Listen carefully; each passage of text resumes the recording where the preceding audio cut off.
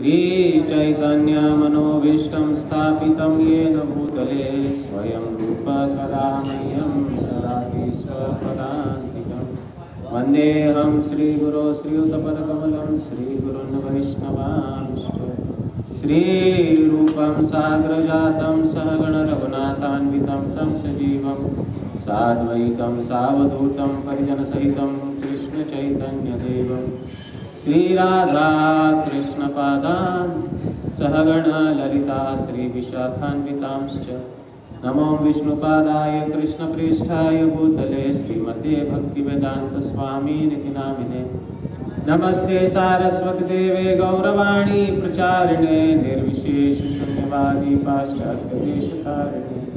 नमो महावदान्याय कृष्ण प्रेम प्रदायिने कृष्णाय कृष्ण चैतन्य नामिने गौरहंसे नमः।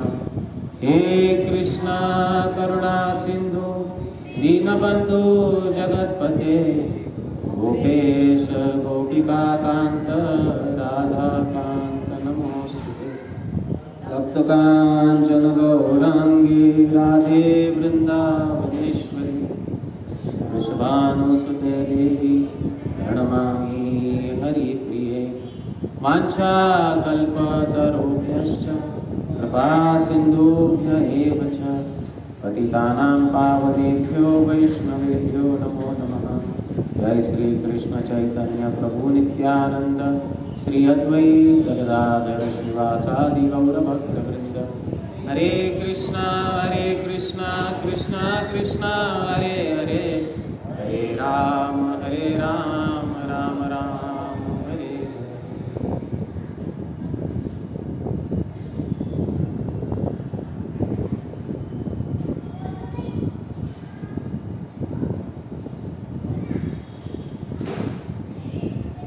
हरे कृष्ण।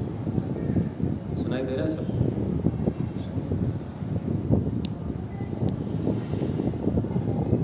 तो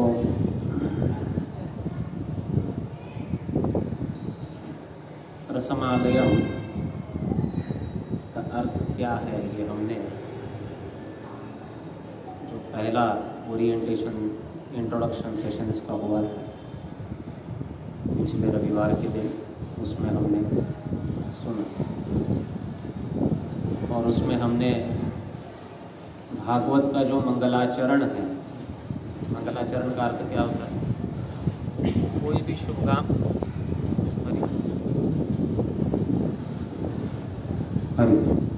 कोई भी शुभ काम, दिव्य कार्य, भगवत कार्य, आध्यात्मिक कार्य करने से पहले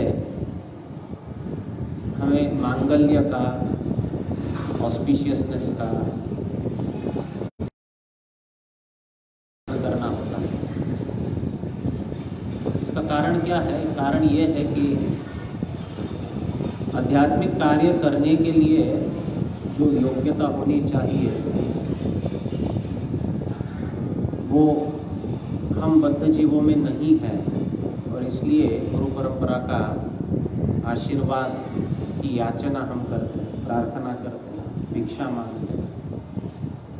भगवत अध्याय के हमने देखा और उसमें रसमालयम इस शब्द को प्रयोग किया गया है। पीबत भागवत रसमालयम, पीबत भागवत रसमालयम। रसमालयम क्या है? रसमालयम वो भागवत है। भागवत को रसमालयम क्यों कहा गया? निगमो कल्पतरोर गलितम फलम। जो निगम, निगम का अर्थ है समस्त वैदिक वृक्ष, कल्प वृक्ष रूपी निगम है, उसका ये फल है। क्या? श्रीमद् भागवत। कैसा फल है? तो कहते हैं गलितम, पका हुआ फल। और उस फल को जो कि गलित फल है, पका हुआ फल है। और दूसरा क्या है? शुकमुखाद अमृत द्रव संयुत।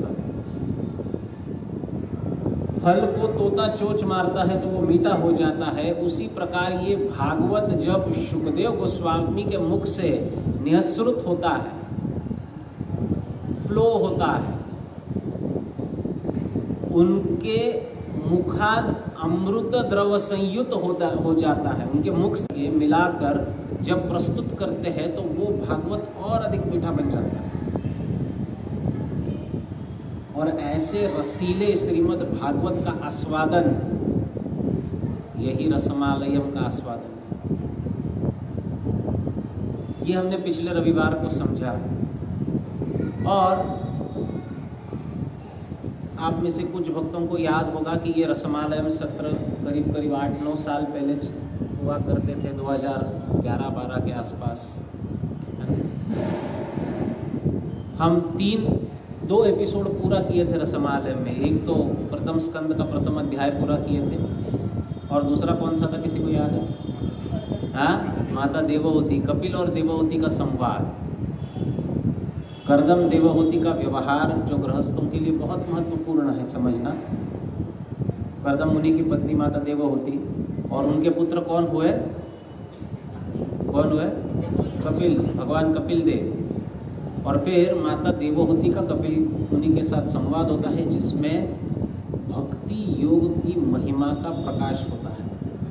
तीसरे स्कंद का 25वां अध्याय। तो ये कथा पूरी तीसरे स्कंद के 23वें अध्याय से लेकर 33वें अध्याय तक चलती है, अंत तक। और ये भागवत का दूसरा सबसे बड़ा प्रसंग है। पहला कौन सा है? उद्धव गीता 11वें स्कंद का सबसे बड़ा, 26 अध्याय में है। और उसके पश्चात 11 अध्यायों में माता देवहूति और कपिल मुनि की कथा आती है। तो ये करके हम पिछले बार जब इसमें थोड़ा विराम लगा रसमालयम में, तब हम सप्तम स्कंद प्रारंभ किए थे। लेकिन उसके बाद विराम हुआ। तो अभी जब पुनश्च हम इसको प्रारंभ कर रहे हैं, पुनरारंभ कर रहे हैं, तो हम फिर से सप्तम स्कंद से आरंभ करेंगे। ठीक है? सप्तम स्कंद अद्भुत स्कंद है, अद्भुत स्कंद है। उसकी अद्भुतता क्या है, ये आज हम समझेंगे। भागवत जितने भक्तों के मुख से होकर हमारे पास आता है, उतना ही वो और अधिक कंडेंस्ड बन जाता है। जैसे भगवान की कथा चतुष्कुमारों ने सुनाई, नारद मुनि ने सुनाई, व्यासदेव ने सुनाई, फिर सुखदेव गोस्वामी ने सुनाई, फिर सूत गोस्वामी ने सुनाई। हम किसकी कथा सुन रहे हैं? सूत गोस्वामी की कथा सुन रहे हैं, है ना। प्रथम स्कंद में क्या आता है? सूत उवाच। सूत बता रहे हैं कि क्या सुखदेव उवाच, है ना। ये शुक उवाच, व्यास उवाच, परीक्षित उवाच, राजो उवाच, ये कौन बता रहे हैं? सूत बता रहे हैं। तो हम सूत गोस्वामी के मुख से कथा सुन रहे हैं, और जितने भक्तों के द्वारा इसके ऊपर मंथन होगा, उतना ये और रसमयी बनते जाएगा, और रसमयी। The more you churn it, the more condensed, the more sweet, the more divine it becomes. जितना इसको चर्न करोगे, वैसे आप खाली पढ़ोगे विदाउट प्रभुपाद परपट, कुछ समझ में आएगा। लेकिन उसके ऊपर जब भक्ति वेदांत परपट आते हैं, तात्पर्य आते हैं, तो शास्त्र के विधानों को हमारे जीवन में कैसे आचरण में लाना चाहिए, ये हमें आचार्यगण समझाते हैं। उसका मर्म क्या है, उसका भाव क्या है, उसका एप्लीकेशन कैसा है, हम जीवन में उसको कैसे आचरण में ला सकते हैं, किस पद्धति से उसको समझना चाहिए, ये हमें कौन समझाते हैं? आचार्य समझाते हैं। और इसलिए ये रसमालयम जो प्रवचन माला है, उसमें हम भागवत सुखदेव गोस्वामी के द्वारा तो समझेंगे ही, वो तो रसमालयम है ही, परंतु प्रभुपाद परपट और फिर पूर्ववर्ती आचार्यों की टीका इसे और अधिक रसमयी बनाती है, और अधिक रसमयी बना। तो इसलिए हम पूर्ववर्ती आचार्यों के टीकाओं का भी इसमें सहारा लेंगे समझने के लिए कि क्या विषय वस्तु का ज्ञान दिया जा रहा है। तो यही इस क्लास की परिपाटी होगी। हम सप्तम स्कंद के प्रथम अध्याय से प्रारंभ करेंगे और यही से आगे बढ़ते जाएंगे।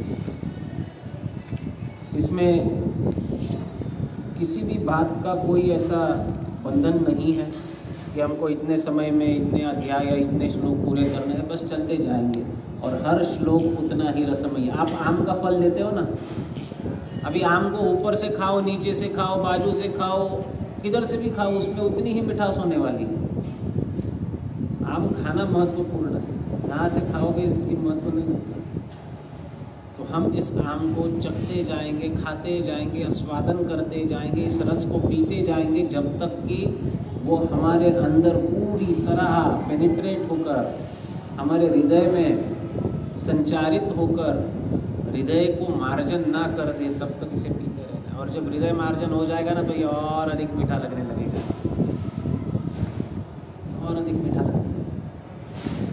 प्योरेस्ट फॉर्म भगवत कथा। आइए सप्तम स्कंद के प्रथम अध्याय से प्रारंभ करते हैं। इस अध्याय का नाम है, शीर्षक है समदर्शी भगवान। अच्छा, मैंने बताया था कि सप्तम स्कंद हम प्रारंभ करने वाले हैं,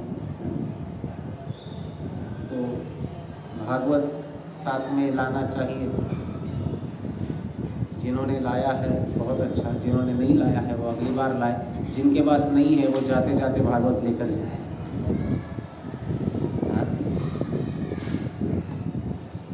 क्योंकि अगर आप इसको ठीक ठीक फॉलो करोगे, परवर्ड्स को, वर्सेस को, वर्ड्स को, आपका पूरा आध्यात्मिक जीवन बदल जाएगा। इतनी शक्ति है श्रीमद् भागवत। ये भगवान का साहित्यिक रूप है। साहित्य के रूप में भगवान जब आते हैं तो वो भागवत के रूप में आते हैं। पुराणार्को अधुलोदिता। तो श्री राजो उवाच समः प्रियः सुहृद्ब्रह्मन् भूतानां भगवान् स्वयं इंद्रस्य अर्थे कथं दैत्या अविदद्विषमो यथा। समः प्रियः सुहृद्ब्रह्मन् भूतानां भगवान् स्वयं इंद्रस्यार्थे कथं दैत्या अवधेद्विषमो यथा। समः प्रियः सुहृद्ब्रह्मन् भूतानां भगवान् स्वयं इंद्रस्यार्थे कथं दैत्या अवधेद्विषमो यथा। मैं अनुवाद पढ़ता हूँ, कृपया सुनिए। राजा परीक्षित ने पूछा, हे ब्राह्मण, भगवान विष्णु सबों के शुभचिंतक होने के कारण हरेक को समान रूप से अत्यधिक प्रिय है, तो फिर उन्होंने किस तरह एक साधारण मनुष्य की भांति इंद्र का पक्षपात किया और उसके शत्रुओं का वध किया।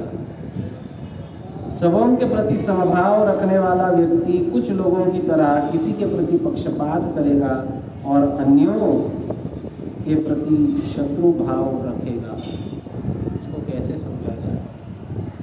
ये उद्घाटन है सप्तम स्कंद का। देखिए प्रश्न कितना उच्च है। परीक्षित महाराज प्रश्न पूछ रहे हैं कि भगवान हिरण्यकश्यप और हिरण्याक्ष का वध किए, क्यों? इंद्रस्यार्थे, इंद्र का स्वार्थ पूर्ण करने के लिए। वो वध किसका किए? दीति के पुत्रों का। अगर भगवान कहते हैं समस्त सर्वेषु भूतेषु, मैं सभी जीवों के लिए सम हूँ, और अब वो देवताओं के लिए दानवों का वध करेंगे, तो इसमें समता कहाँ है? ये प्रश्न है। किसका प्रश्न है? हाँ, परीक्षित महाराज का प्रश्न, और ये प्रश्न बहुत महत्वपूर्ण है। यही प्रश्न सप्तम स्कंद का फाउंडेशन है। तो 3 श्लोकों में परीक्षित महाराज अपनी जिज्ञासा रखे सुखदेव गोस्वामी के सामने, और इन 3 श्लोकों को आज हम समझने का प्रयास करेंगे। अब चूंकि ये स्कंद का प्रारंभ हो रहा है, इसकी भूमिका को पहले समझते हैं कि ये स्कंद क्या है, सप्तम स्कंद क्या है, इसकी भूमिका को समझते हैं। और श्रीधर स्वामी पाद बहुत सुंदर बात की है, बहुत सुंदर विश्लेषण करके है कि क्या है सप्तम स्कंद। इस पूरे स्कंद को समराइज किए कौन? श्रीधर स्वामी। वो लिखते हैं, भावार्थ दीपिका नामक श्रीधर स्वामी की टीका है। तो हम भागवत की टीकाओं का आधार लेकर समझने का प्रयास करेंगे, ये मैंने पहले ही कहा था, और यही रस को बढ़ाएगा। तो भावार्थ दीपिका नामक श्रीधर स्वामी पाद की टीका है, तो उसके अंतर्गत सप्तम स्कंद को डिस्क्राइब करते हैं। क्या है 7th कैंटो? तो कहते हैं, स्वभक्त पक्षपातेन तद विपक्ष विदारणम नरसिंहम अद्भुतम वंदे परमानंद विग्रहम। सर्वप्रथम मैं भगवान नरसिंह देव को प्रणाम करता हूँ। कौन है भगवान नरसिंह देव? तो कहते हैं परमानंद विग्रह, अद्भुतम, अद्भुत रूप में आए। अद्भुत, कोई सोच नहीं सकता है कि भगवान इस प्रकार का रूप धारण करें। भगवान नरसिंह देव के रूप में आए, अद्भुत रूप में आए। अद्भुतम परमानंद विग्रह, और कैसे है वे? परमानंद विग्रह, आनंद विग्रह। भगवान का रूप कैसा है? आनंद विग्रह। विग्रह यानी रूप, वो आनंद से भरे बने हैं। हमारा विग्रह, विग्रह यानी फॉर्म, हमारा विग्रह किससे बना है?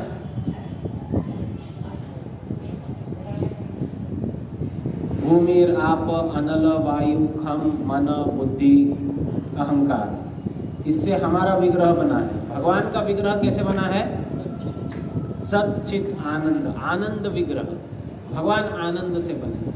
तो भगवान नरसिंह देव, हालांकि वे सिंह के रूप में है, या सिंह और मनुष्य का मिश्रण है, लेकिन फिर भी वो कौन है?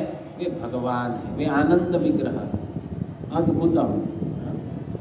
नरसिंहम अद्भुतम वंदे परमानंद विग्रह।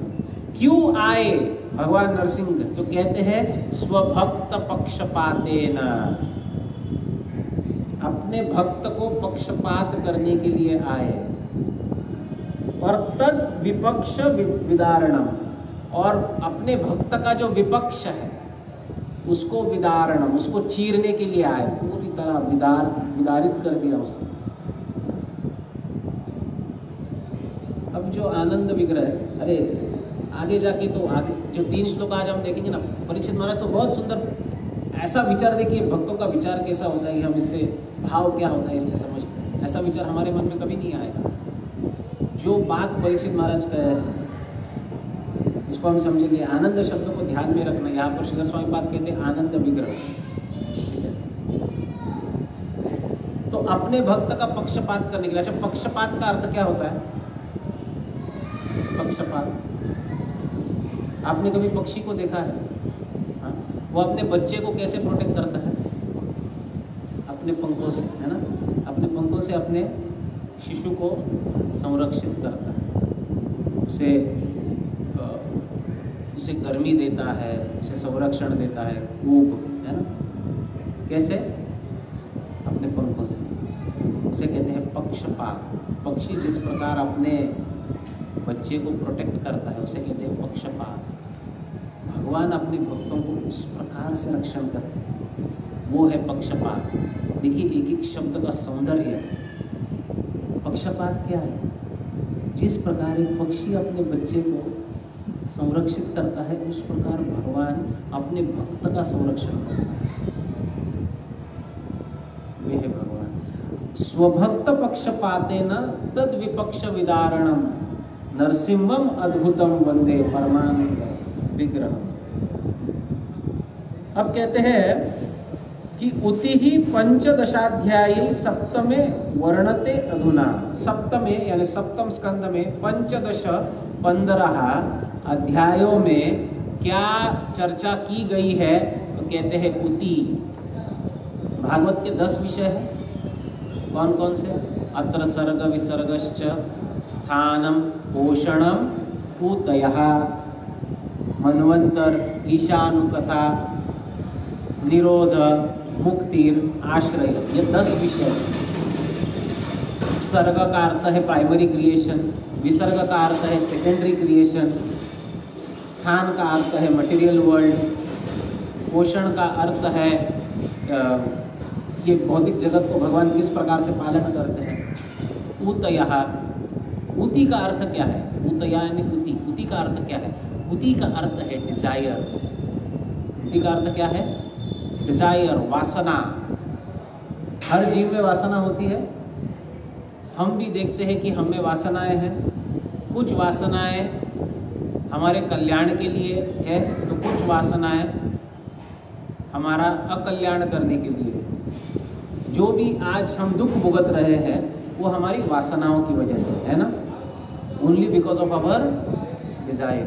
भगवान बुद्ध भी कहे desire is the root cause of, है क्या?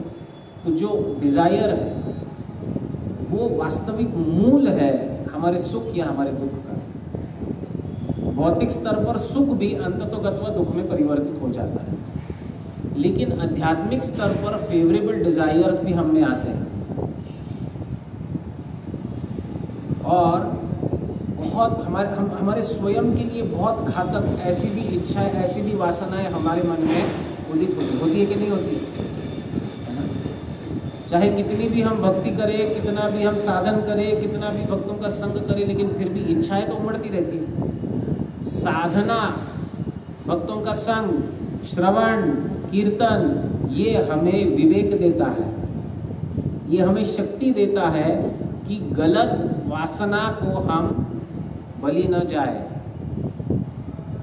परंतु इसका अर्थ ये नहीं कि हम में वासनाएं नहीं आएगी। सही है ना?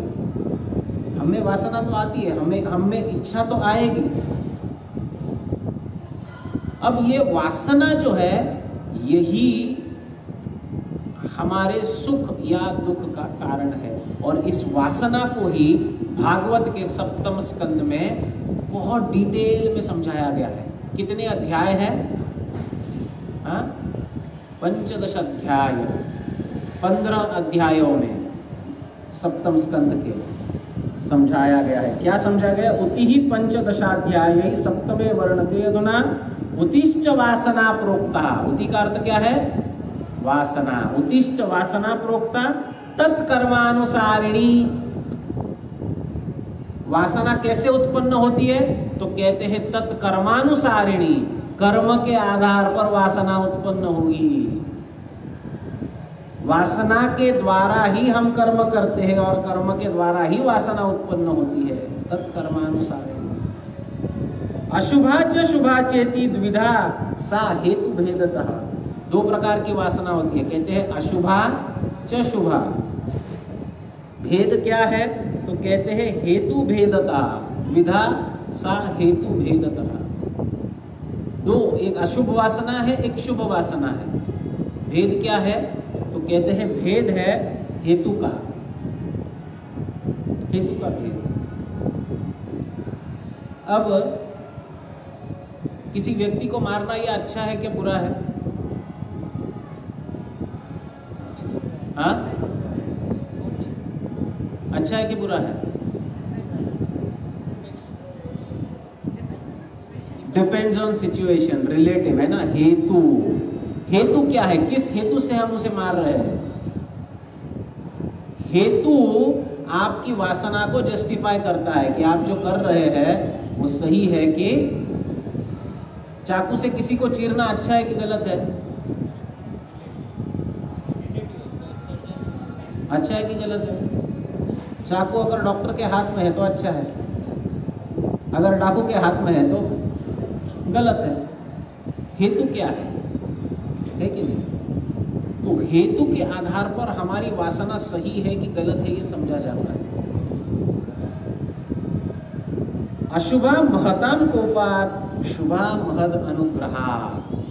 अब प्रश्न आता है कि शुभ और अशुभ वासना अगर हरेक में उत्पन्न होती है, किस आधार पर, कैसे ये तय होता है कि किसके मन में कब, वैसे किसके मन में नहीं, वो वासना सभी के मन में आती है, लेकिन कब शुभ वासना आएगी और कब अशुभ वासना आएगी ये कैसे पता चलेगा, कैसे पता चलेगा? तो क्या कहते देखिए श्रीधर स्वामी पाद, इसलिए आचार्यों का शरण ग्रहण करना कितना आवश्यक है। बहुत महत्वपूर्ण बात कहते हैं, वो कहते हैं अशुभा महताम कोपात शुभा महद अनुग्रहा। जब महदगण किसे कहते हैं? वैष्णवों को, भक्तों को, अगर भक्तों की कृपा हुई तो व्यक्ति में शुभ वासना उत्पन्न होती है, और अगर भक्तों का कोप हुआ, जैसे भक्त कभी कोपित होते नहीं है, लेकिन अगर हमारा भक्तों के प्रति अपराध हुआ तो हमें अशुभ वासना उत्पन्न होती है। अभी फिर ये समझना चाहिए कि अशुभ वासना का अर्थ क्या है। अशुभ वासना का अर्थ फिर से वही, हेतु, उद्देश्य, हमारा उद्देश्य बदल जाता है। वासना वही है, भले ही हम जप ही करते हो, लेकिन जप करने का उद्देश्य बदल जाएगा। जब तक भक्त की कृपा है तो जब हम आत्मा के उद्धार के लिए करना प्रारंभ करेंगे, और अगर भक्तों के प्रति अपराध हुआ और हमें अशुभ वासना उत्पन्न हुई तो अब वही जप है, हरिनाम ही है, वही हमारा वैष्णव आचरण ही है, वही जब वही आचरण का हेतु क्या होगा? परिवर्तित हुआ होगा। And this is a very fine line. बहुत बार कभी हम इस पार कभी उस पार अपने आप को पाते हैं, और इसीलिए हमको तटस्था शक्ति कहा गया है। Sometimes we are here, sometimes we are there. कभी हम शुभ साइड पे होंगे, कभी अशुभ साइड पे होंगे। क्यों ऐसा होता है? क्योंकि कभी हम भक्तों की कृपा प्राप्त करते हैं तो कभी उनके प्रति किए गए अपराधों का फल भुगतते हैं। इस प्रकार वासना उत्पन्न होती है। यथाच दैत्य गर्भे भी, आप देखिए उदाहरण दे रहे हैं।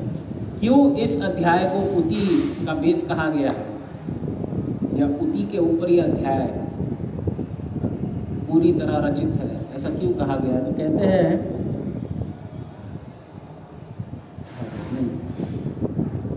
हरेर द्वार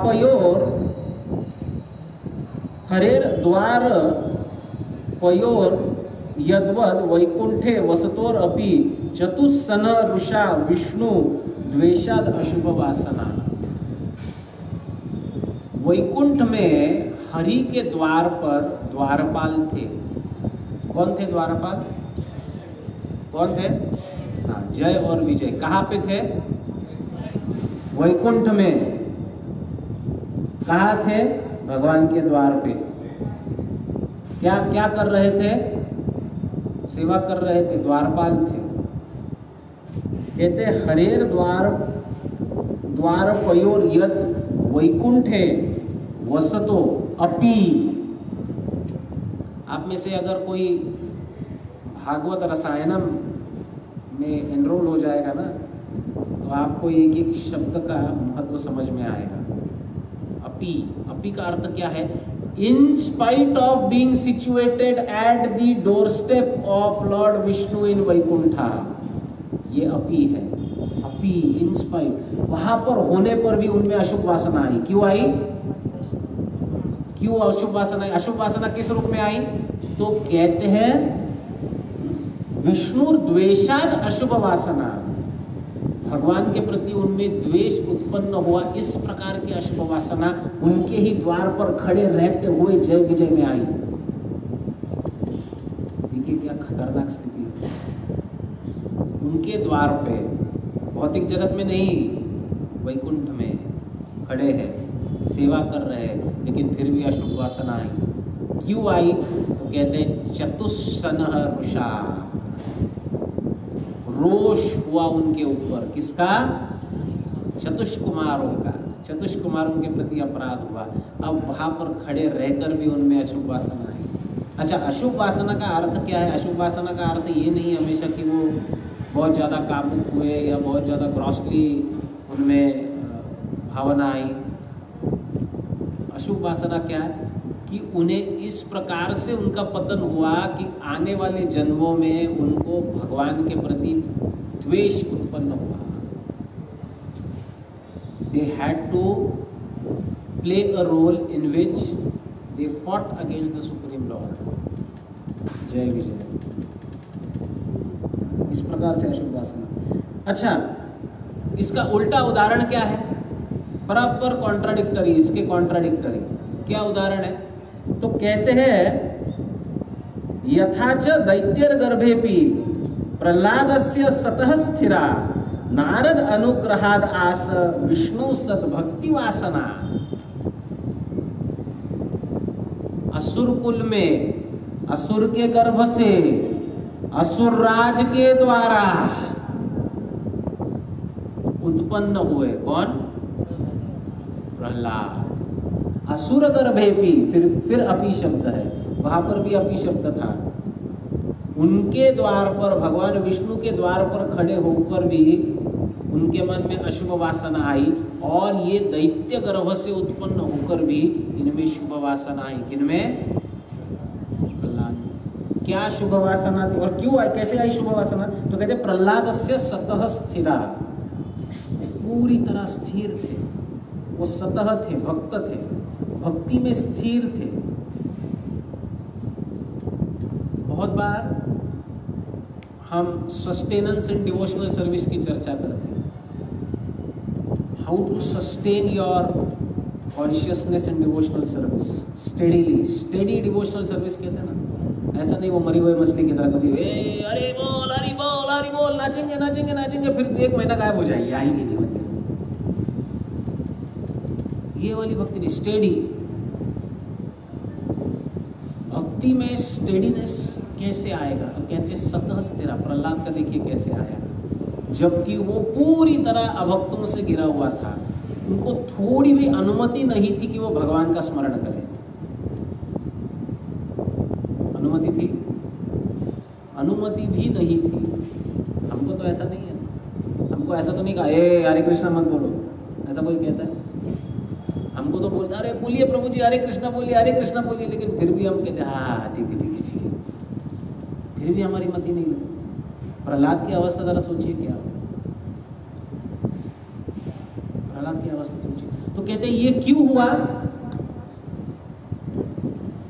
श्रीधर स्वामी पाद कहते हैं नारद अनुग्रहाद आस विष्णु सद्भक्ति वासना, क्योंकि उनके ऊपर नारद मुनि का अनुग्रह हुआ।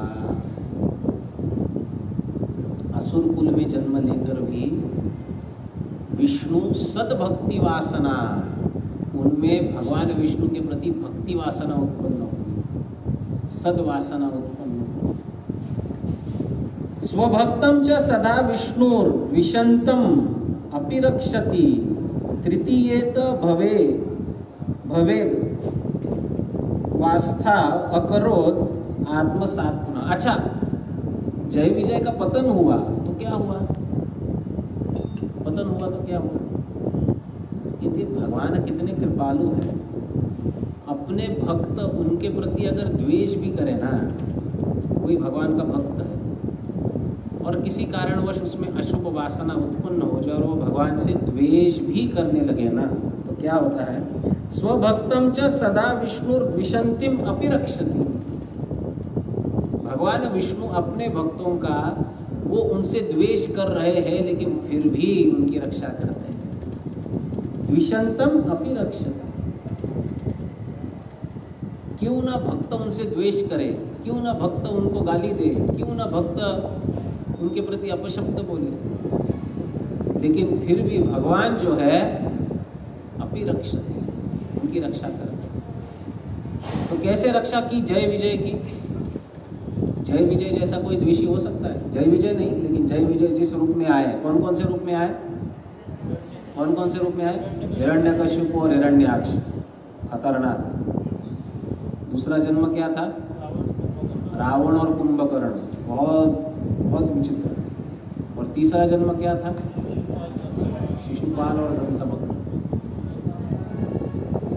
ये वास्तविक के प्रथम अध्याय में शिशुपाल का वध देखकर ही युधिष्ठिर महाराज बिविल्डर हुए। जन्म से हम 16 माला कर रहे हैं, उठ के नींद खराब करके मंगल आरती कर रहे हैं। हमको जो नसीब नहीं हुआ, ये नालायक शिशुपाल, ये जब से तोतली बोली बोल रहा था ना, कलभाषिता शब्द आया है आगे जाके, जब से तोतली बोली बोल रहा था ना, तब से कृष्ण की निंदा कर रहा है। और इसको मारने के बाद भगवान ने सायुज्य मुक्ति दे दी। भ्रमित हुए युधिष्ठिर महाराज। तो उसी को बैकग्राउंड में रखकर श्रीधर स्वामी बता रहे हैं कि हालांकि पतन हुआ जय विजय का, वो बहुत ही घोर असुर योनि में गए, लेकिन फिर क्या हुआ? चूंकि वो भगवान के भक्त थे, इसलिए भगवान ने उनको रिक्लेम कर दिया। तृतीयोत भवेद वास्तव अकरोद आत्मसात पुनः आत्मसात किया भगवान ने। किसको? जय विजय को, जिनका पतन हुआ था, उनको पुनः आत्मसात किया, फिर से एक बार आत्मसात किया, रिक्लेम्ड। अतो मनीषिणा यत्नः कार्यो महद अनुग्रहे इत्येतद् अर्थम ऊतीनाम अत्र लक्षणम उच्यते। अतः ये इच्छा होनी चाहिए हर व्यक्ति की कि वो महद अनुग्रह प्राप्त करे, उसके लिए उसका प्रयास होना चाहिए। अतो मनीषिणाम यत्न, उसके यत्न जो होने चाहिए, प्रयत्न जो होने चाहिए, किस लिए होने चाहिए? कार्यो महद अनुग्रह, ऐसे कार्य के लिए प्रयास करना चाहिए जिससे कि हमें महद अनुग्रह प्राप्त हो, जिससे कि हमें भक्तों की कृपा प्राप्त हो, क्योंकि इसी से हमारे डिजायर्स चेंज होने वाले हैं, इसी से हमारी वासना परिवर्तित होने वाली है। अगर भक्तों के संग से थोड़ा भी हम दूर जाते हैं या भक्तों के प्रति अपराध करते हैं तो हमारी वासना परिवर्तित हो जाती है। और वासना परिवर्तित होने का अर्थ ये नहीं कि हम पूरी तरह अभक्त की तरह कार्य करने लगेंगे, लेकिन भक्तिमय कार्य करते हुए भी क्या परिवर्तित होगा? क्या परिवर्तित होगा? हाँ, हेतु परिवर्तित होगा। क्योंकि वासना शुभ है कि अशुभ है, ये कौन तय करता है? हेतु तय करता है। इसका अर्थ समझिए, ये देखिए, ये बहुत महत्वपूर्ण तत्व है, इसको समझना चाहिए।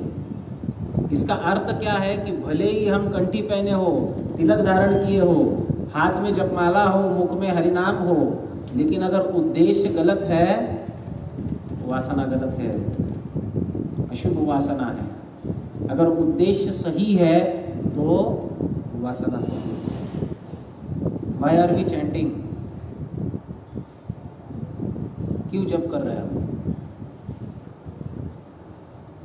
क्यों जप कर रहे हैं? हाँ, वो ठीक है। ये जब प्रेम शब्द आता है ना तो मुझे डर लगता है। मुझे ऐसा लगता है सब प्रेमियों में मैं एक ही द्वेषी बैठा हूँ जो भगवान से थोड़ा भी प्रेम नहीं करना जानता। See, that is the question of introspection. अपने आप को पूछना चाहिए, मैं क्यों जप कर रहा हूँ, क्या उद्देश्य है? Why am I chanting? Why am I chanting? Why am I going to temple? Why am I associating with devotees? क्यों कर रहा हूँ? करने के लिए इतना सब कुछ है दुनिया में, इतना भोग करने के लिए है, मैं जप ही क्यों कर रहा हूँ? इतना सब कुछ सैक्रिफाइस करके इतनी दूर से मंदिर आकर बैठकर गर्दन पीठ कमर एक करके बैठकर सुनना है ना, क्यों कर रहा हूँ? So that is the question of introspection, क्यों कर रहे हैं? अगर उद्देश्य सही है तो वासना सही है, उद्देश्य अगर गलत है तो वासना। अच्छा, ये उद्देश्य परिवर्तित होने में समय नहीं लगता। तत्रादौ दशभैर दैत्यत् तत्पुत्रमति भेदतः महत्कोपा अनुकंपोत्वात् वासना भेद उच्यते। अब कहते हैं कि 15 अध्याय में से 10 अध्याय में क्या कहा गया है कि दैत्य और दैत्य पुत्र इनके मति का भेद दर्शाया गया है। इनके मति का भेद दर्शाया गया है। देखिए, असुरों का अर्थ ये नहीं है कि वो अज्ञानी होते हैं, उनको भी बड़ा ज्ञान है। हिरण्यकश्यप का प्रवचन आप पढ़े हो, कहाँ प्राप्त होता है? कहाँ प्राप्त होता है?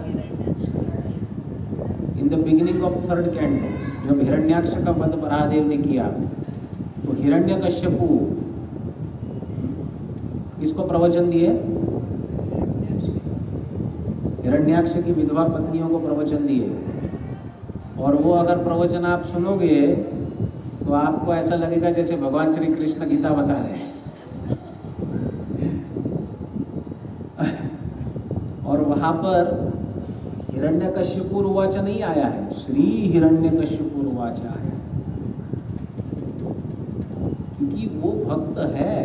He is in a different role but still he is a devotee, भक्त है। अच्छा, वो जो बात कर रहे हैं, आपको पता है एक ग्रंथ है जिसका नाम है रावण संहिता, यू नो, रावण संहिता। अब आप सोचोगे ये क्या, रावण की बातों को क्या सुनना, लेकिन रावण एक बहुत विद्वान ब्राह्मण था। वो ब्राह्मण था। रावण कोई सामान्य, देखिए ये बड़े बड़े असुर है ना, ये कोई सामान्य लोग नहीं है। जिनको मारने के लिए साक्षात भगवान को नीचे आना पड़े वो सामान्य होंगे क्या?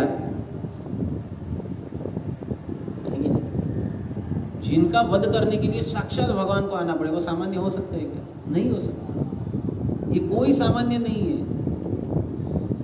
तो हिरण्यकश्यप के पास भी बड़ा ज्ञान है, प्रहलाद के पास भी बड़ा ज्ञान है, लेकिन उनके मति में भेद देखिए। और यही भेद जो है ना इस सप्तम स्कंद का, ये उति के भेद को दर्शाता है। उति का भेद क्या है, शुभ वासना और अशुभ वासना में भेद क्या है, इसको दर्शाता है।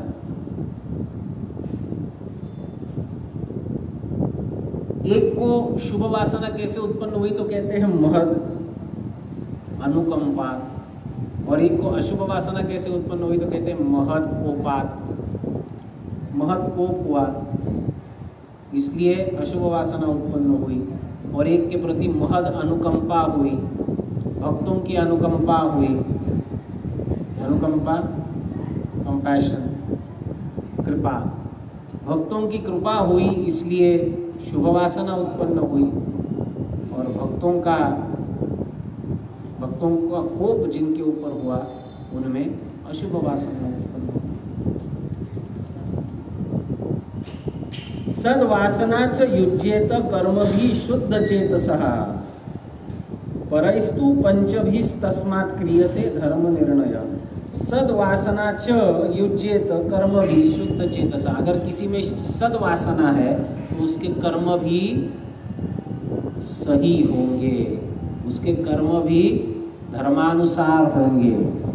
और यही धर्मानुसार कर्म क्या है तो कहते हैं कि अंत के 5 अध्याय में इस स्कंद के बताए गए हैं, जिसमें नारद मुनि वर्णाश्रम धर्म का प्रवचन देते हैं युधिष्ठिर महाराज को।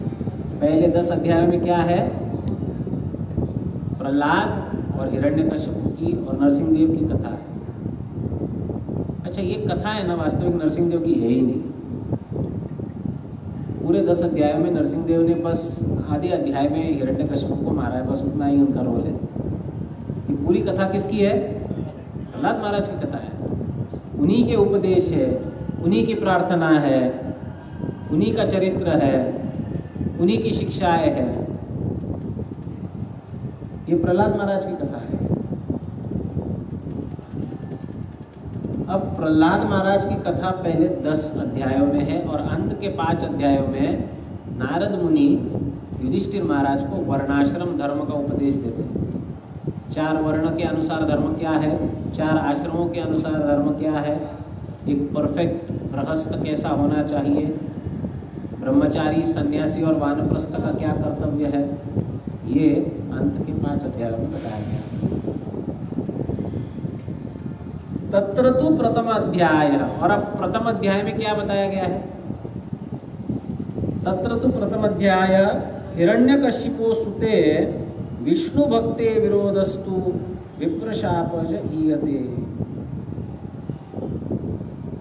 प्रथम अध्याय में हिरण्यकशिपु सूत प्रहलाद, हिरण्यकशिपु और उनका पुत्र प्रहलाद, पहले तो हिरण्यकशिपु क्यों उत्पन्न हुआ इस अवस्था में, तो कहते हैं कि विप्रशापज ईयते, वो कथा इस अध्याय में प्रथम अध्याय में आएगी। किस प्रकार जय विजय का पतन हुआ, ये कौन से अध्याय में आएगी? First chapter. भगवान ये बहुत विशेष शब्द है। स्वयं भगवान का अर्थ क्या है? जो अपने आप में परिपूर्ण है, स्वयं है, स्वयं स्वयं। अच्छा, हम भी कभी कभी भगवान बन जाते हैं ना, when we take control of things, certain things, we become ईश्वर, है कि नहीं? या भग का अर्थ क्या है? ऐश्वर्य। अच्छा, संपूर्ण मात्रा में नहीं होता, लेकिन कुछ कुछ तो ऐश्वर्य हमारे पास होता है कि नहीं? किसी के पास बहुत ज़्यादा सौंदर्य होता है, किसी के पास बहुत ज़्यादा ज्ञान होता है, पूर्ण मात्रा में फिर भी नहीं, पूर्ण के करीब भी नहीं है वो, लेकिन सामान्य व्यक्ति से अधिक सौंदर्य है, ज्ञान है, वैराग्य है, धन है, प्रतिष्ठा है, विद्या है, वो सामान्य से थोड़ा, हम कहते हैं ना, he is above normal, abnormal नहीं, अबव नॉर्मल, अति सामान्य, असामान्य, अबव नॉर्मल, ये थोड़ा अबव नॉर्मल है, अबव एवरेज है। तो हम में अगर एक आध क्वालिटी अबव नॉर्मल है तो हम क्या है? दूसरों से वो भग हमारे पास ज़्यादा है, तो हम भी वैसे देखे जाए तो शब्दशः भगवान हुए ना, ऐश्वर्यवान हुए ना। तो एक लिमिटेड मात्रा में हम भी कंट्रोलर बन जाते हैं, we try to take control of things, परंतु our control on any situation, किसी भी व्यक्ति, वस्तु या परिस्थिति के ऊपर हमारा जो नियंत्रण है, वो क्या हमारे अकेले की क्षमता से है क्या? वो नियंत्रण करने की क्षमता क्या हम पर निर्भर है क्या? हमको वो दी गई है, वी हैव बीन बेस्टोर्ड, हमें सक्षम बनाया गया है। धन कहाँ से लाए हम? जन्म लिए तब धन लेके आए थे क्या? अरे शरीर के ऊपर के कपड़े तक नहीं थे, क्या था हमारे पास? धन कहाँ से लाए? यहाँ आकर हमें मिला। ज्ञान कहाँ से लाए? यहाँ आकर मिला। सौंदर्य कहाँ से लाए? ये शरीर प्राप्त हुआ तो सौंदर्य प्राप्त हुआ। वैराग्य कहाँ से लाए? जन्म लिया तो रोने लगे थे, भूख लगी भूख लगी भूख लगी कर, अब वैराग्य बन के घूम रहे। कहाँ से आया वैराग्य? यहीं पर प्राप्त हो। हम कुछ भी लेकर नहीं आए, क्यों? Because we are not self sufficient. हमें हर क्वालिटी या हर गुण को अनुभव करने के लिए बाहर से सामग्री चाहिए। हर खुशी को प्राप्त करने के लिए बाहर से सामग्री चाहिए। भगवान को उसकी आवश्यकता नहीं है। भगवान क्या है? स्वयं। भगवान स्वयं, इसलिए स्वयं शब्द बहुत महत्वपूर्ण है। भगवान क्या शब्द है? समः प्रिय सुहृद ब्रह्मण भूतानाम भगवान स्वयं। भूतानाम, किसी एक के प्रति वो सम है कि नहीं? भगवान सबके प्रति सम है। भूतानाम, जितने भी देहधारी है सबके प्रति सम है। समः प्रिय सुहृद, वो सम भी है, प्रिय भी है और सुहृद भी है सबके प्रति। क्यों? क्योंकि वो स्वयं है, वो भगवान है। उनका जो ऐश्वर्य है वो स्वयं पूर्ण है, स्वयं में ही उनका ऐश्वर्य उत्पन्न है। हमारा ऐश्वर्य हमने प्राप्त किया, वी हैव एक्वायर्ड। हम क्या कहते हैं? We have acquired wealth, we have acquired strength, we have acquired knowledge.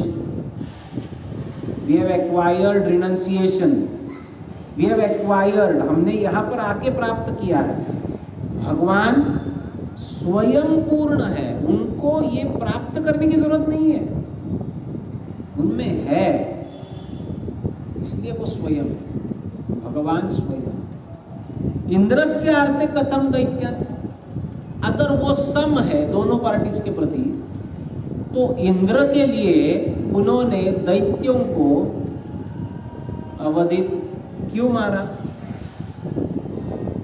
ये विषमता उनमें कहा है, विषमो यथा, जिस प्रकार एक विषम व्यक्ति होता है, पार्शियल व्यक्ति होता है। अगर भगवान इम्पार्शियल है, अगर भगवान सबके प्रति सम दृष्टि रखने वाले हैं, यहां पर वो पार्शियल कैसे बने? That is the question. Logical है? भगवान अगर कहते हैं सम सर्वेषु भूतेषु न द्वेषोस्ति न प्रियः, मैं सबके प्रति सम हूं, न मैं द्वेष करता हूं, न मुझे कोई प्रिय है, तो फिर बताइए कि इंद्र के अर्थ, इंद्रस्य अर्थी, इंद्र का स्वार्थ पूरा करने के लिए। अच्छा, हम किसी से मित्रता, किसी से शत्रुता क्यों करते हैं? क्यों करते हैं?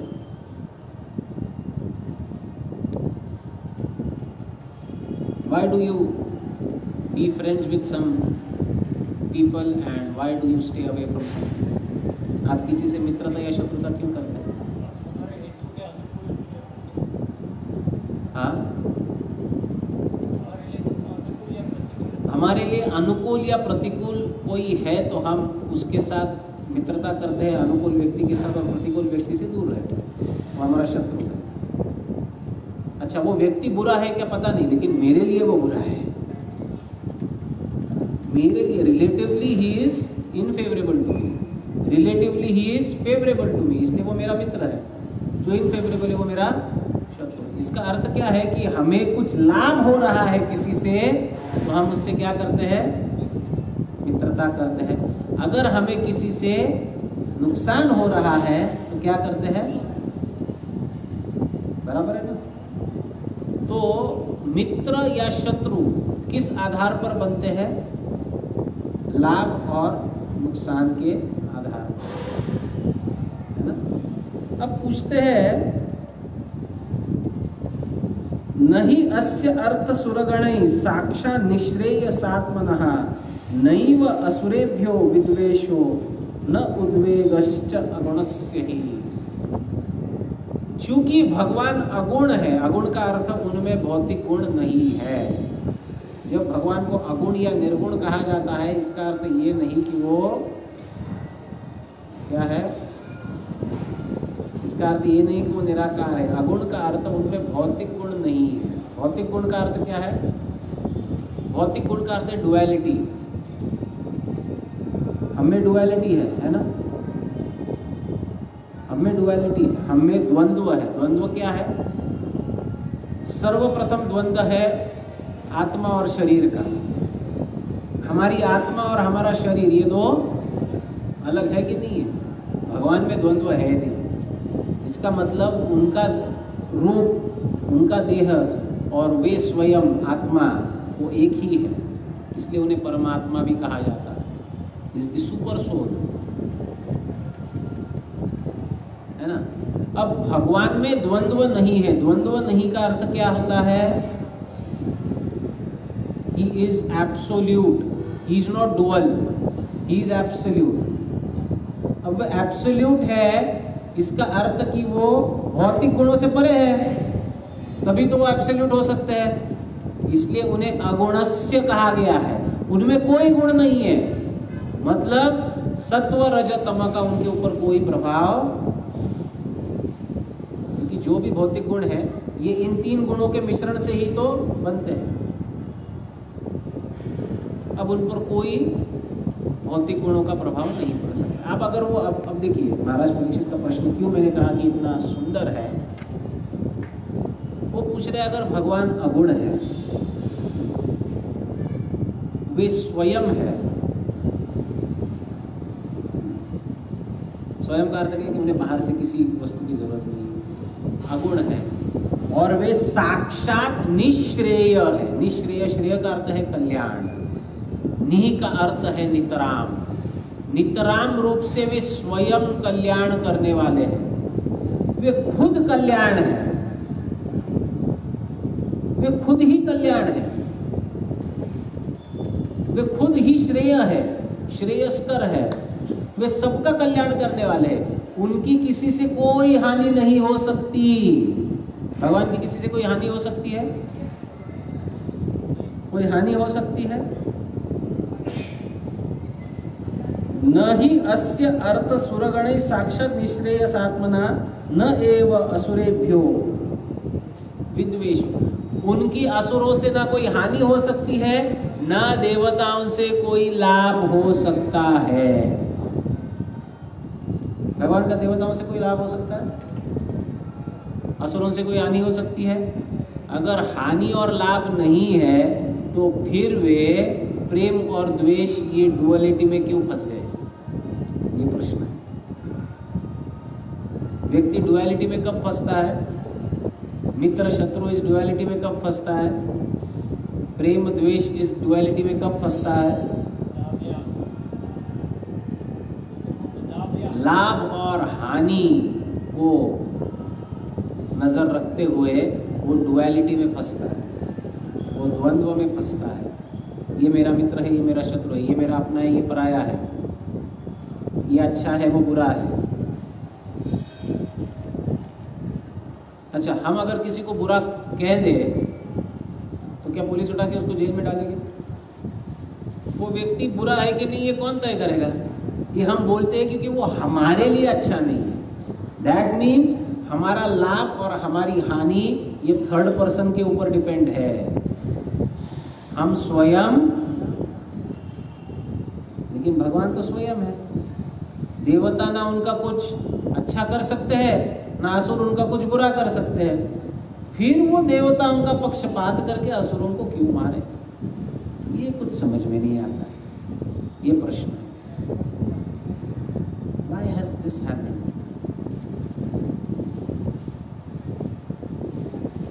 नैव असुरेभ्य विद्वेषन उद्वेगच। वो अगर अगुण है, उनमें अगर तमोगुण नहीं है, उनमें अगर रजोगुण नहीं है, तो फिर वे असुर से विद्वेष क्यों किए? एजिटेट क्यों हुए? What provocated the Lord to kill? इसको क्या होगा? हरि हरि हरि। तो भगवान को ये प्रोवोकेशन क्यों हुआ? बैटरी गई क्या उसकी?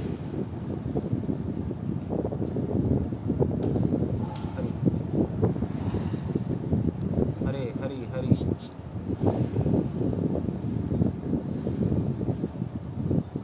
तो श्रीधर स्वामी पाद कहते हैं, यद उक्तम पूर्व स्कंदांते, पिछले स्कंद में, पिछले स्कंद के अंत में, यानी कौन सा स्कंद? इसका पूर्व का स्कंद। अभी कौन सा स्कंद चल रहा है? इसके पूर्व का स्कंद कौन सा है? Before after. तो पूर्व स्कंदांते, यद उक्तम पूर्व स्कंदांते, इसके पूर्व के स्कंद में छठे स्कंद के 18वें अध्याय में एक श्लोक आया है। क्या श्लोक है?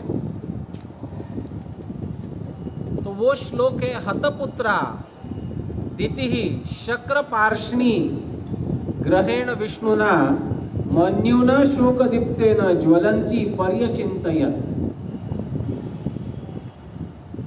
तो जब हिरण्याक्ष और हिरण्यकश्यपु का वध किए, कौन वध किए? भगवान विष्णु वध किए। किसके कहने पर किए? किसके कहने पर? इंद्र के कहने पर। इसमें भगवान का कोई स्वार्थ था? इंद्र का स्वार्थ था। इंद्र का स्वार्थ पूरा करने के लिए असुरों का वध किए, और असुरों का वध करके दीति को इतनी शोकाग्नि में भगवान ने डुबो दिया। छठे स्कंद के 18वें अध्याय में मरुदगण की कथा आती है। दीति के वैसे चार संतानें हैं। कौन कौन सी? हिरण्याक्ष, हिरण्यकश्यपु, होलिका और मरुदगण। ये मरुदगण कितने थे? कितने मरुदगण थे? मरुदगण कितने थे? 49।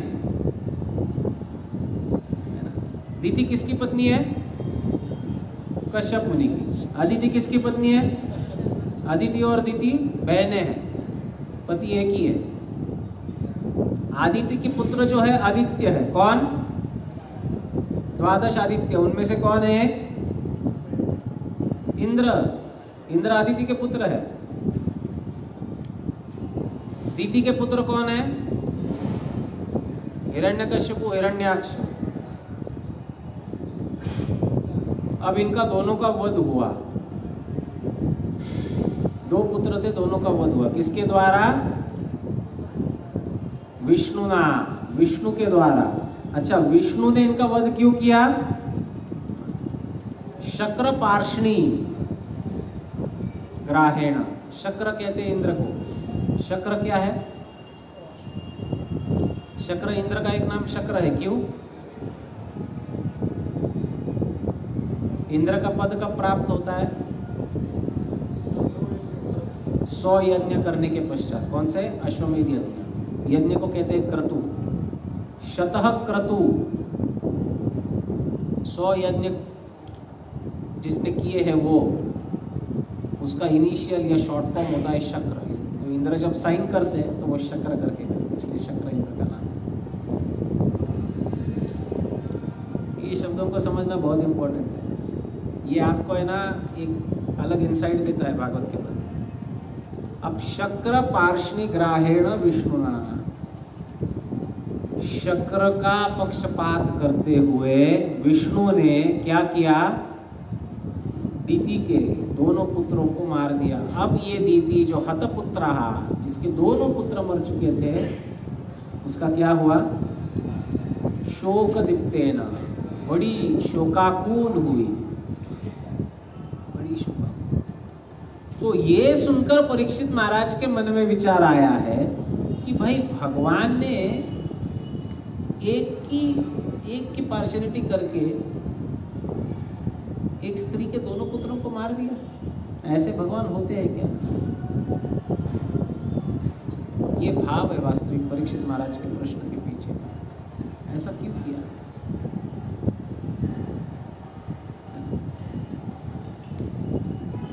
तत्श्रुत्वा परीक्षित पृच्छति सम इति त्रिवी।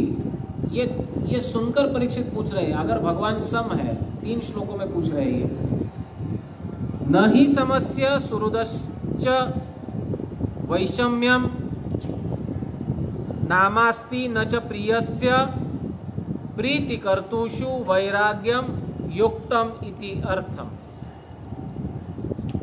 तो अगर भगवान सम है तो उन्होंने ऐसा करना नहीं चाहे, तो और अगर ऐसा किया है तो कैसे समझे कि वे सम है? ये प्रश्न पूछा गया। और दूसरे प्रश्न में कहते हैं कि वे अगर साक्षात निश्रेय है तो उन्होंने ऐसा नहीं करना चाहिए। इति नः सुमहाभाग नारायण गुणान प्रति संशयम सुमहान जातः तत् भवान छेत्तुमर्हति। अब देखिए, ये है श्रोता की शालीनता। इनके मन में डाउट है। इन्होंने क्या किया है? चैलेंज नहीं किया है। इन्होंने क्या किया है? निवेदन किया है कि भाई हमारे मन में इति नहा यानी हम, हमारे मन में हे सुमहाभाग, हे सुखदेव गोस्वामी, नारायण गुणान प्रति संशय सुमहान जातः यानी उत्पन्न हुआ है। क्या उत्पन्न हुआ है? सुमहान संशय, महान संशय उत्पन्न हुआ है। ये बहुत खतरनाक है ये डाउट। ये डाउट तो अगर हम घर कैरी कर ले जाएंगे ना तो विविल्डर हो जाएंगे, हमारी बुद्धि भ्रष्ट होगी। इस डाउट को क्लियर करो। अगर भगवान स्वयं है, अगर भगवान पूरी तरह से अपने आप में ही आत्माराम है, उनको बाहर से कोई आनंद प्राप्त करने की आवश्यकता नहीं है, ना ही किसी दुख को मिटाने के लिए बाहर से किसी सामग्री की आवश्यकता है, फिर उन्होंने देवताओं का पक्षपात करके असुरों को क्यों मारा? इससे हमारे मन में संशय उत्पन्न हुआ है कि नारायण बोलते एक है और करते हैं। इस डाउट को क्लियर कीजिए, ये प्रश्न, दैट इज द क्वेश्चन। सुमहान जात तत् भवान छेत्तुम, ऐसा नहीं कह रहे कि मुझे जो लगता है वही अच्छा है, वो कहते कि हमारे मन में डाउट है, मुझे मालूम है ये गलत है, इसलिए इसको आप छेदन करो। छेत्तुम अर्हसि, आप ये कर सकते हो, आप इस डाउट को क्लियर करो। ये डाउट है। भागवत समझते समय, कोई भी शास्त्र समझते समय, सुनते समय कई कॉन्ट्राडिक्शन सामने आएंगे। इधर ऐसा बताया गया तो उधर वैसा बताया गया, कॉन्ट्राडिक्टरी स्टेटमेंट्स आएंगे। भागवत के वाक्यों पर कभी संशय नहीं लेना चाहिए। हाँ, डाउट क्रिएट हो सकता है, लेकिन वो डाउट क्लियर करना चाहिए। ये धारणा नहीं बनानी चाहिए कि भागवत में जो बताया गया गलत है। ऐसा कभी हो सकता है क्या? अब 49 मरुदगण कैसे उत्पन्न हुए पता है आपको? 49 मरुदगण दीति के गर्भ से एक ही समय में 49 पुत्रों ने जन्म लिया। कैसे? जब दीति के दोनों पुत्र हिरण्याक्ष और हिरण्यकश्यप का वध हुआ, अब दीति चाहती थी कि मुझे एक ऐसा पुत्र प्राप्त हो जो इंद्र का वध कर दे। ऐसा पुत्र प्राप्त हो, ऐसा पुत्र प्राप्त हो जो इंद्र का वध कर दे। और ये प्रार्थना लेकर वो किसके पास गई? जाहिर है अपने पति के पास ही जाएगी, वो तो सती स्त्री थी। कश्यप मुनि के पास, और कश्यप मुनि को जाकर क्या कहती है? मुझे एक ऐसा पुत्र प्रदान कीजिए जो कि इंद्र का वध कर सके। इंद्र कौन है? कश्यप मुनि के ही पुत्र है। पिता के पास जाकर कहती कि मुझे एक पुत्र प्रदान करे जो आपके दूसरे पुत्र का वध करेगा। जरा सोचिए। अब कश्यप मुनि भी बड़े ज्ञानी व्यक्ति हैं। उन्होंने क्या किया? उन्होंने दीति को कहा कि अगर आपको ऐसा पुत्र चाहिए जो इंद्र का वध करे तो आपको वैसी तपस्या भी करनी होगी। और फिर कश्यप मुनि पुंसवन व्रत का उपदेश दीति को देते हैं। अब दीति पुंसवन व्रत करती है। ये पुंसवन व्रत क्या है? पुत्र उत्पत्ति के लिए किया गया एक व्रत जो भागवत में बहुत डिटेल में बताया गया है, जिसमें भगवान विष्णु की आराधना की जाती है। अब दीति पुत्र प्राप्ति के लिए भगवान की भक्ति करने लगे। अब जब हम भगवान की भक्ति करते हैं तो क्या होता है? हमारा आशय जो है, हमारा हेतु जो है, हमारी वासना जो है वो बदल जाती है ना? सद्वासना उत्पन्न होती है। अब जो पुत्र इंद्र का वध करने के लिए उत्पन्न किया गया या किए जाने की इच्छा वो रख रही थी, इंद्र को पता चला, लेकिन वो पुत्र कैसे कंसीव हुआ था? भगवान के भक्ति के द्वारा। तो इंद्र ने क्या किया था? इंद्र ने माता दीति के गर्भ में प्रवेश करके उसके गर्भ के ऊपर वज्रपात किया। परंतु चूंकि ये भगवान के भक्ति के द्वारा संरक्षित थे, वो गर्भ नष्ट नहीं हुआ, 7 भागों में स्प्लिट हुआ, 1 के 7 हुए। दोबारा प्रहार किया तो 7 के 49 हुए। इंद्र समझ गए कि ये कोई सामान्य जीव नहीं है। अब इंद्र बाहर आकर माता से प्रार्थना करते, कहते कि मैंने ऐसा ऐसा किया, लेकिन ये परिणाम था और मुझे क्षमा कीजिए, क्योंकि ये आपने भगवान की भक्ति के द्वारा इनको प्राप्त किया है, इस गर्भ को। लेकिन अब ये गर्भ जो है 1 का 49 बन गया है। तब दीति कहती है कि जैसा इनका जन्म हो आप इन्हें अपने साथ ले जाना, स्वर्ग में रखना देवताओं के साथ, इन्हें असुरों के साथ मुझे नहीं रखना है। उनको अच्छा संग, अच्छी परवरिश, अच्छा पोषण मिले, इन्हें अपने साथ ले जाना। तो फिर दीति का पूरी वासना परिवर्तित हो गई। क्यों? क्योंकि उन्होंने भगवान की भक्ति की। जिस इंद्र को मारने के लिए पुत्र उत्पन्न करने जा रही थी, उन्हीं पुत्रों को इंद्र के हवाले कर दिया और कहा कि इनको अब आप ट्रेन कीजिए। तो ये देखकर परीक्षित महाराज पूरी तरह, जैसे वो भ्रमित नहीं हुए, लेकिन पाठकों का भ्रम दूर करने के लिए ये प्रश्न पूछ रहे हैं।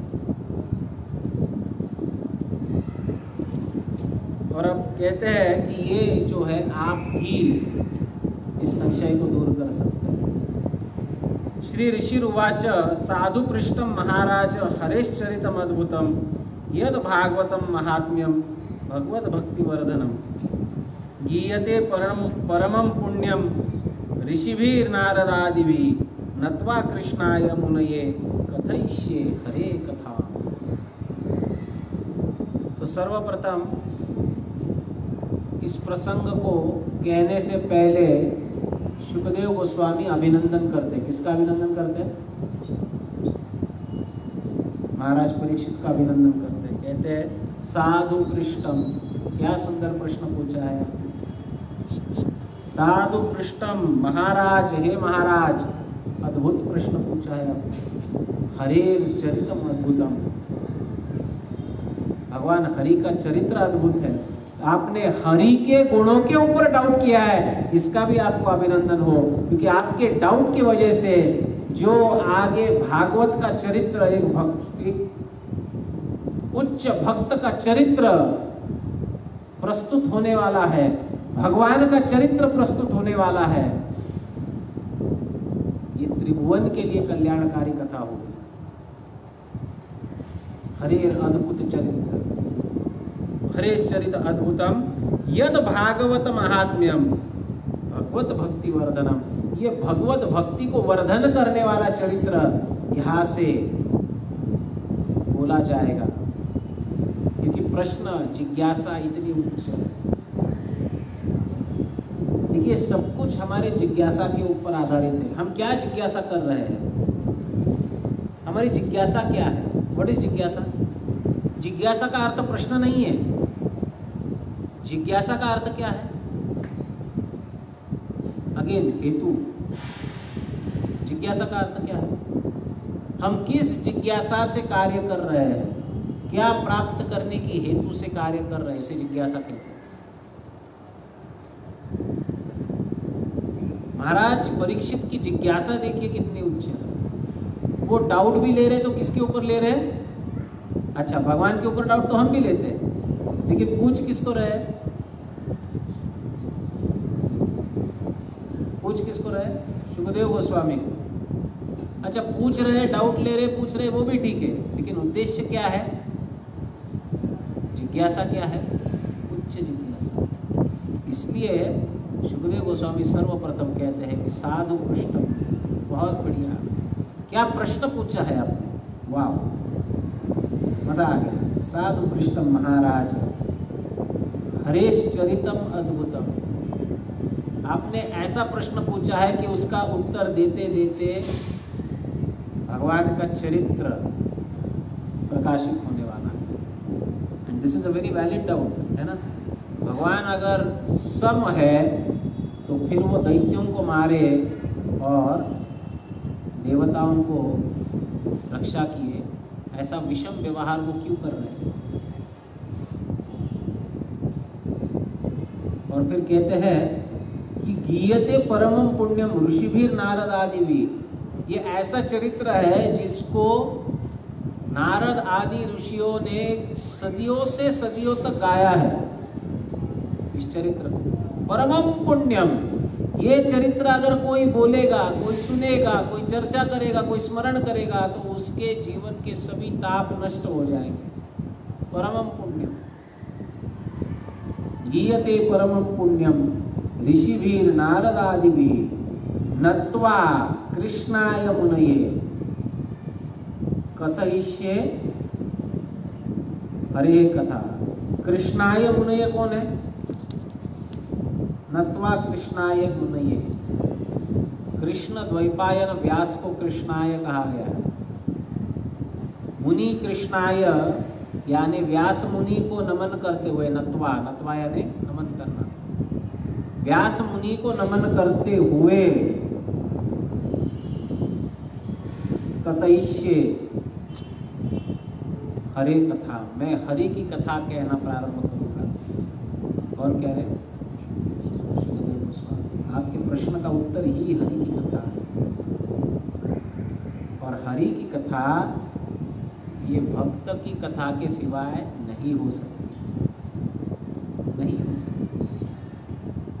इसलिए भागवत चरित्र भी इसमें आएगा, हरि चरित्र भी आएगा और भागवत चरित्र, भागवत महात्म्य भी आएगा।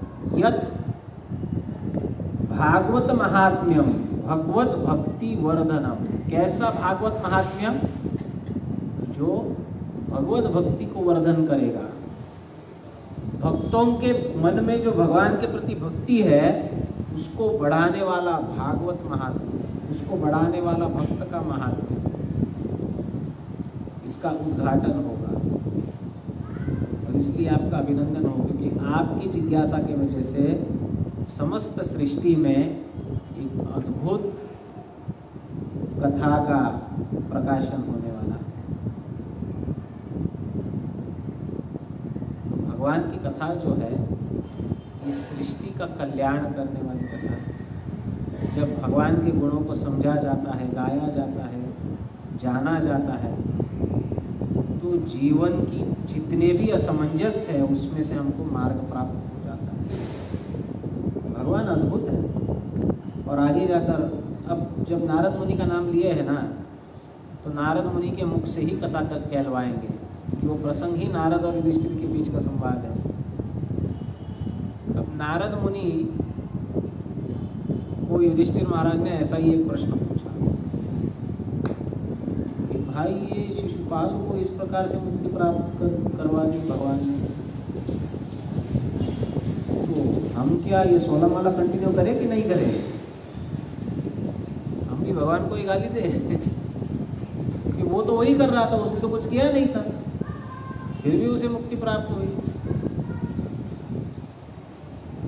ये डाउट को नारद मुनि बहुत अच्छी तरह क्लियर करते हैं और फिर वो स्थापित करते हैं कि किस प्रकार से असुरों का वध करके भी भगवान उनका कल्याण कर रहे हैं और देवताओं की रक्षा करके भी असुरों के ऊपर अधिक कृपा बरसा रहे हैं। इस कथा को हम अगले सत्र से प्रारंभ करेंगे। सप्तम स्कंद प्रथम अध्याय श्लोक क्रमांक 6 से आगे ये अगले सत्र में। हरे कृष्ण कृष्ण कृष्ण हरे हरे, हरे राम राम राम। किसी का कोई प्रश्न है तो पूछ सकते हैं।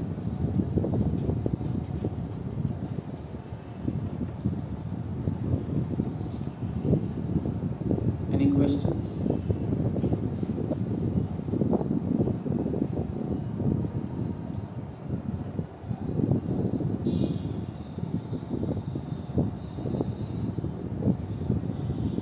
ग्रंथराज श्रीमद् भागवतम की, श्रील प्रभुपाद की गौर प्रेमानंदे। कल सुबह 10:30 बजे श्री भागवत रसायन नामक एक सत्र का ओरिएंटेशन सेशन होगा। ओरिएंटेशन सेशन क्या होता है? जिसमें उसके पूरे रूपरेखा को, उसके कंटेंट्स को, उसके कॉन्टेक्स्ट को,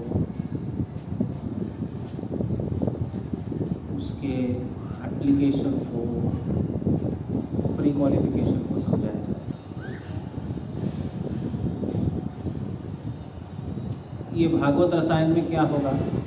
तो भागवत रसायन में अगर भगवत गीता और भागवत के श्लोकों को आप एनालिसिस करना चाहते हो, अगर आपके पास ग्रंथ होगा तो आपने देखा होगा कि मैं एक विशिष्ट पद्धति से इन श्लोकों को एनालाइज किया अभी, है ना। एक एक शब्द जो हम पढ़ के भी जिसका महत्व हमें समझ में नहीं आता है, वो श्लोक को देखने के पश्चात ही उसमें क्या कंटेंट है, क्या भाव है, कहाँ एलाबोरेशन किया जा सकता है, ये अगर आपको समझना है। अगर आपको 10 मिनट दिए जाए और एक श्लोक दिया जाए और कहा जाए कि श्लोक के ऊपर आपको बोलना है, तो 10 मिनट में अगर आपको 1 घंटे का प्रवचन तैयार करना है तो उसमें फ्लो मेंटेन रखना है,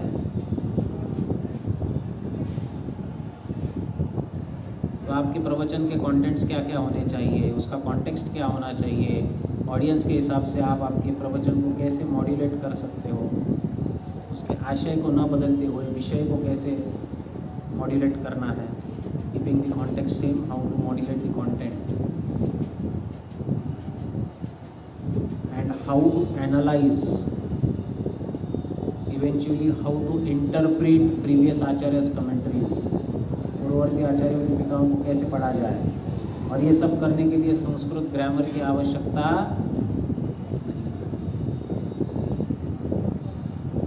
ये अगर किसी को करना है या सीखना है तो उन भक्तों की सेवा में श्री भागवत रसायन ये एक प्रयास है। अगर ये कोई सीख जाए तो वो न केवल प्रचार कर पाएगा अपितु भागवत पढ़ने का पूरा नज़रिया उसका बदल जाएगा, फिर वो स्वयं के आनंद के लिए भी भागवत पढ़ सकता है और दूसरों को प्रचार करने के लिए भी आगे आ सकता है। इसलिए जो भी भक्त इसमें सम्मिलित होना चाहेंगे, कल 10:30 बजे सुबह यहीं पर श्री भागवत रसायन का क्लास होगा और फिर कल के क्लास में ही इसके रजिस्ट्रेशंस लिए जाएंगे, क्योंकि वो एक क्लोज एंडेड प्रोग्राम है। ये कैसा, ये चलते रहेगा, रसमालय में जो है वो चलते रहेगा। भागवत रसायन ये 16 सेशंस का कोर्स है, 16 सेशन 16 माला। तो 16 सेशंस में हम कुछ थियरी भी देखेंगे और कुछ प्रैक्टिकल भी देखेंगे। भागवत रसायन भी लाइव होगा क्या? नहीं, भागवत रसायन लाइव नहीं हो सकता है, क्योंकि वो काफ़ी सारा ऑफलाइन एक्सपीरियंशियल लर्निंग उसमें होगा। उसमें कुछ कोर्स मटेरियल दिया जाएगा, उसमें एक अध्याय को इंटरप्रेट करके पूरा आपको सिखाया जाएगा कि कैसे अध्याय को इंटरप्रेट किया जाता है। और उसमें हम जो अध्याय लेंगे वो भी प्रहलाद महाराज की प्रार्थनाएं होंगी। क्यों? देखिए, किसी भी भागवत के विषय में संबंध, अभिधेय और प्रयोजन पूरी तरह होता है। ये क्या है वो हम सब समझेंगे, भागवत रसायन में ही समझेंगे। तो संबंध, अभिधेय और प्रयोजन अगर तीनों आपको आपके प्रवचन में लाने हैं तो संबंध से लेकर प्रयोजन तक, प्रॉब्लम सामने वाले ऑडियंस को दिखाकर उसका सल्यूशन प्रदान करने तक और सल्यूशन को इम्प्लीमेंटेबल बनाने तक आपका प्रवचन पूर्ण होना चाहिए। नहीं तो आप खाली भौतिक जगत के प्रॉब्लम गिनाओगे और उसका सल्यूशन क्या ये नहीं बताओगे तो आपका प्रवचन पूर्ण नहीं हो सकता। So the audience doesn't get value from it. श्रोता क्यों बैठा है? क्योंकि उसे कुछ वैल्यू चाहिए आपके प्रवचन से। वो वैल्यू क्या है?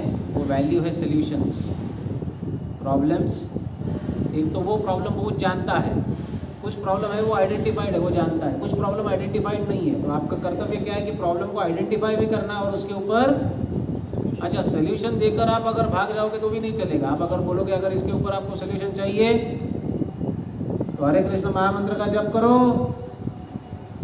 64 माला जप करो। 64 माला जप नहीं होती है तो घरदार छोड़कर कहीं जाकर बैठ जाओ वृंदावन के वन में और जप करो। ये सोल्यूशन नहीं होता है। Solution has to be implementable practically.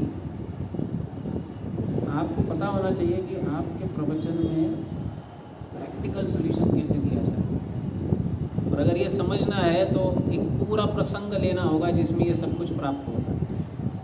और इसलिए हमने चुना है प्रहलाद महाराज की शिक्षा।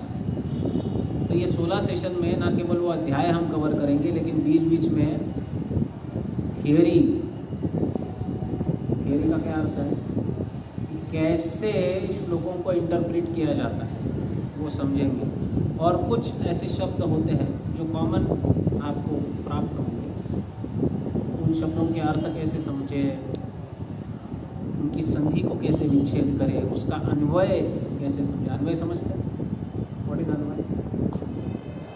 श्लोक जो होते हैं ये पद्य में होते हैं। पद्य यानी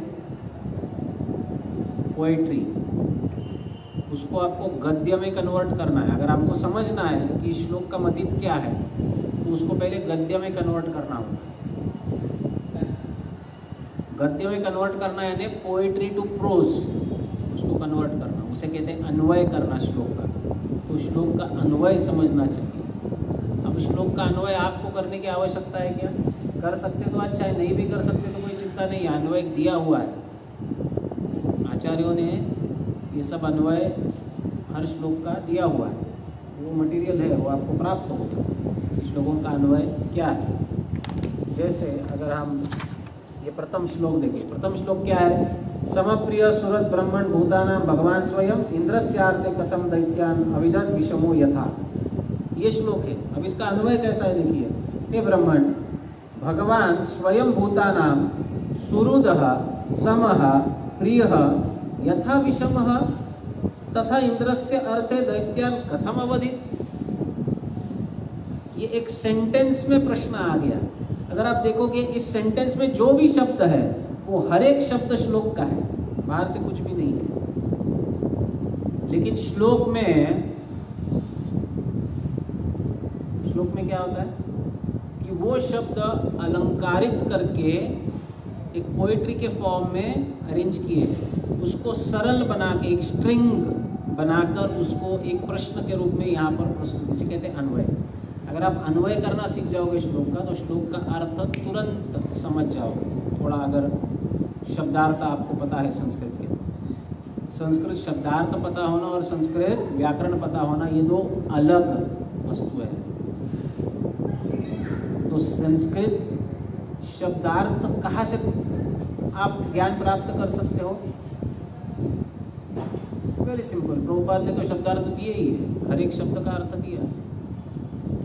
तो शब्दार्थ हमारे पास है, मटेरियल हमारे पास है, बस उसको कैसे इंटरप्रेट करना इसको हमको सीखना है, और वो हम भागवत रसायन में सीखेंगे।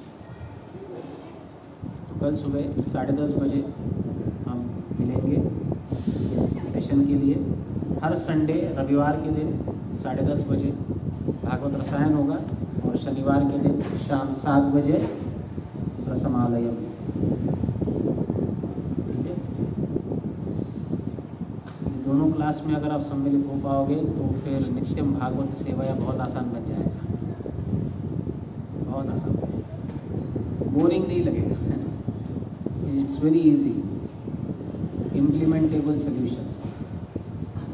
खाली बताना नित्यम भागवत सेवया नष्टप्रायेषु अभद्रेषु नित्यम भागवत सेवया भगवती उत्तम श्लोके भक्तिर्भवति नैष्ठिकी। हाँ ठीक है, करे कैसे ये बताइए ना। वो कहते हैं ना, बुरा मत देखो, बुरा मत बोलो, बुरा मत सुनो। हाँ ठीक है, वो बंदर तो कान नाक बंद करके बैठे, लेकिन हम तो नहीं बैठ सकते ना ऐसे। अच्छा, अगर देखो नहीं तो क्या देखो वो तो बताइए, क्या सुनो वो तो बताइए, क्या बोलो वो तो बताइए, क्या है अच्छा वो तो बताइए। तो हम सॉल्यूशंस के ऊपर काम करेंगे, देखते हैं how we can shape it up to reach more and more people. हजारों भागवत सेट जा रहे हैं, लेकिन वो लोगों के अलमारी से बाहर भी तो निकलने चाहिए ना। अब वो निकाल कर उनको समझाने वाला भी तो कोई चाहिए। ये सेवा आप सब, हरे कृष्ण। वाञ्छा कल्पतरुभ्यश्च कृपा सिन्धुभ्य एव च पतितानां पावनेभ्यो वैष्णवेभ्यो नमो नमः। अनंत कोटि वैष्णव वृंद की, ग्रंथराज श्रीमद् भागवत की, गौर प्रेमानंदे।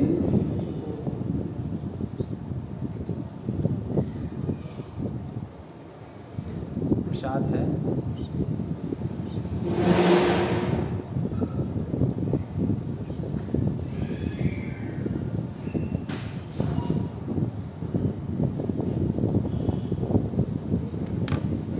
प्रसाद है, कृपा करके प्रसाद लेकर ही जाए।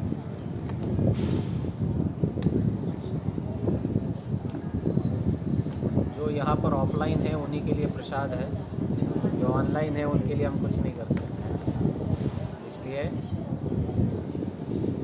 ऑनलाइन वाले भी ऑफलाइन आ जाए।